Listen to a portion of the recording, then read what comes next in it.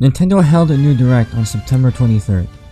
I couldn't react to it since I wasn't available to record my reaction, so instead I'll just list my thoughts that I wrote down for some of the announcement in that Direct. Before we get started, I want you to click the subscribe button if you like this video, like the video.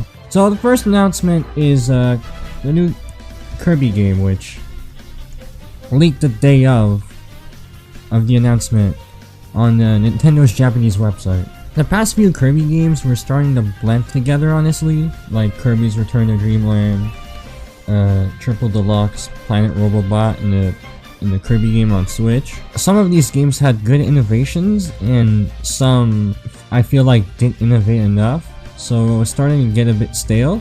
So to keep things fresh, HAL Laboratories is making a 3D Kirby game.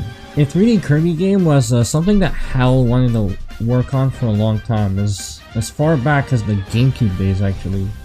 They want to make a Kirby game in 3D. It led to like 4 attempts. It's been so long and it's finally coming together. Until now, the only 3D Kirby games were the sub game on the 3DS, Blow-Up Blast, and the racing game. Currently, as of now, we don't know what type of Kirby game it's gonna be.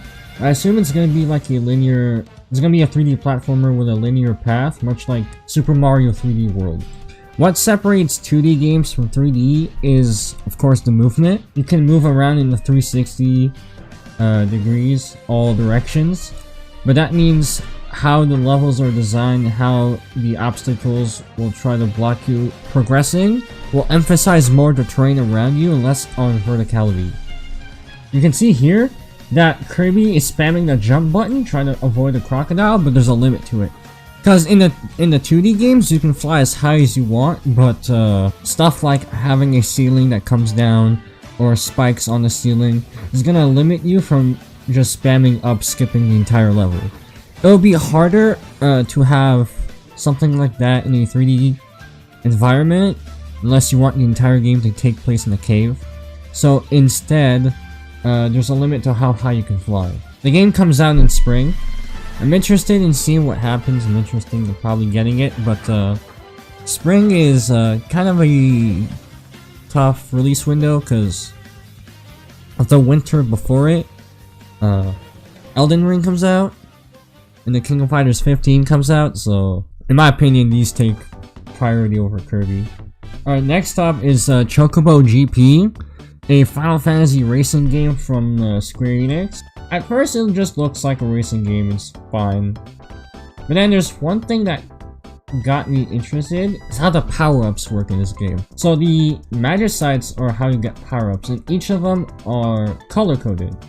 Each Magicite has a power-up unique to it, like Arrow, Doom, or Fire. But the more power-ups you collect, like the more power-up boxes you collect and you don't use the power-up yet, the stronger the power-up becomes. That sounds familiar, where have I heard this?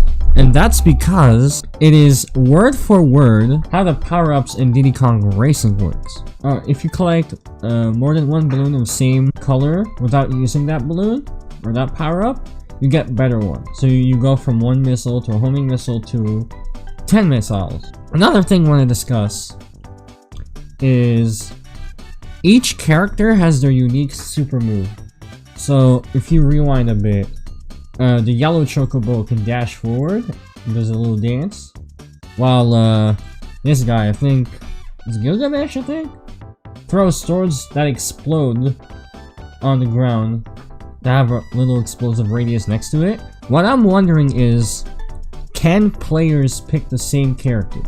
I love Mario Kart Wii. One thing I don't like in Mario Kart Wii is each character having a secret stat, and because of these secret stats, some characters are clearly better than others. But in offline, 2 players cannot pick the same character, and that's a bit annoying. 64 player eliminations? That'd be cool. Next up is my mortal enemy, Nintendo Switch Online. What's the difference between Nintendo Network and Nintendo Switch Online?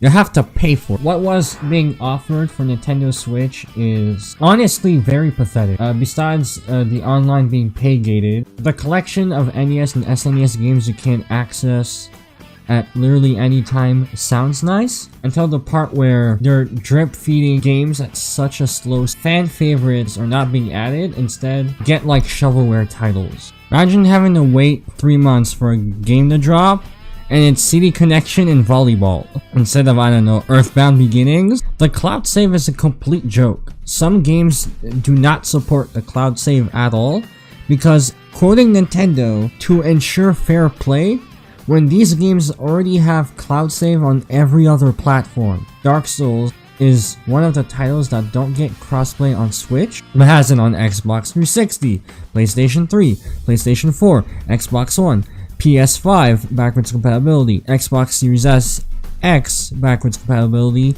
and Steam. Nintendo Switch is literally the only platform where that game doesn't support cross. So after 2 years of straight up mediocrity, instead of fixing the issues like the game's awful online, more consoles outside of the NES, cloud save that isn't a joke, Nintendo decides to introduce a new subscription tier and lock Nintendo 64 games behind it. So here's another thing I want to complain. Just like with the NES and SNES, Nintendo is going to sell controllers to those subscribed to Nintendo Switch Online. The Sega Genesis controller is $50 and has less buttons than the Japanese version for the exact same price. And Nintendo's justification for selling a controller with less buttons is because it's popular.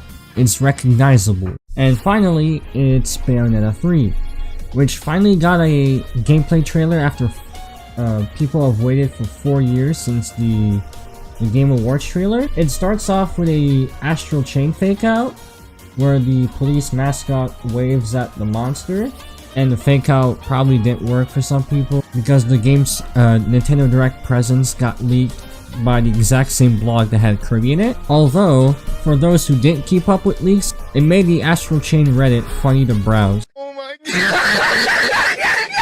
Platinum Games action games, like formerly Devil May Cry when they were working at Capcom, Metal Gear Rising Revengeance, and Bayonetta and Astral Chain, have been immensely praised for their gameplay, so I don't expect Bayonetta 3 to go in a completely different direction from what Bayonetta 2 and Bayonetta 1 have been. I still believe that the gameplay in that game is going to be as good as the other two. However, there is a new mechanic. So now, when you summon Gomorrah, it's actually a kaiju fight, which looks really cool. In previous games, the monster Gomorrah used to be like a finishing move for only specific fights. Now he's a straight up monster you can summon and fight other big monsters.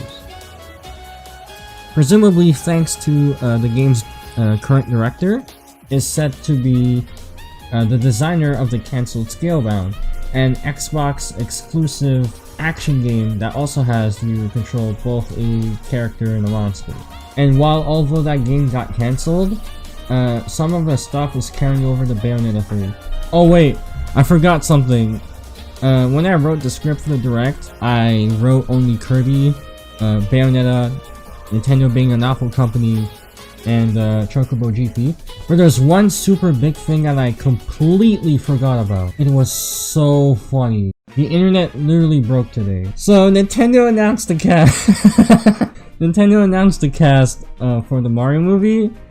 And oh boy, I know a lot of people in their Discord calls busted out laughing when the cast got revealed. So Chris Pratt is Mario for some reason, even though they have Charles Martinet. I think a lot of people predicted this as a joke. There's like, oh, they're not gonna use Charles Martinet. We're gonna go with Jack Black as Bowser and Chris Pratt as Mario. And then we're actually getting Jack Black's Bowser and Chris Pratt as Mario. There's also something else. Near the end, this guy, until like recently, we didn't know what type of movie the Mario movie 2022 is gonna be.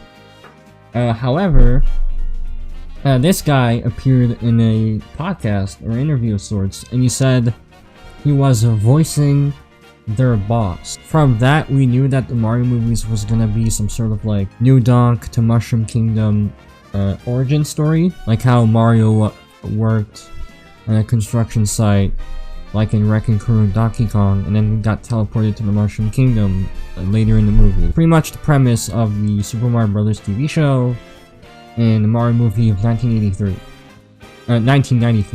It's still a bit disappointing that they went with celebrity actors instead of voice actors, but I'm sure people watch this movie nonetheless. So that's it for this direct. I don't have much to say about the other games. Thank you guys for watching. The takeaway from this is that developers keep making great games and Nintendo is still a bad company.